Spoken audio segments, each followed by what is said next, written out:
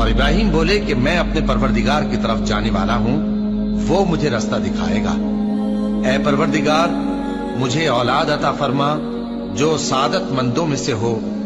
تو ہم نے ان کو ایک بردبار لڑکے کی خوشخبری دی۔ جب وہ ان کے ساتھ دوڑ دھوپ کی عمر کو پہنچا تو ابراہیم نے کہا کہ بیٹا، میں خواب میں دیکھتا ہوں کہ گویا تم کو ذبح کر رہا ہوں، تو تم سوچ لو کہ تمہارا کیا ارادہ ہے۔ انہوں نے کہا کہ ابا جان، جو آپ کو حکم ہوا ہے وہی کیجئے، اللہ نے چاہا تو آپ مجھے صابروں میں پائیے گا۔ اس طرح جب دونوں نے حکم مان لیا اور باپ نے بیٹے کو ماتھے کے بل لٹا دیا تو ہم نے ان کو پکارا کہ اے ابراہیم، تم نے خواب کو سچا کر دکھایا، ہم نیکوکاروں کو ایسا ہی بدلہ دیا کرتے ہیں۔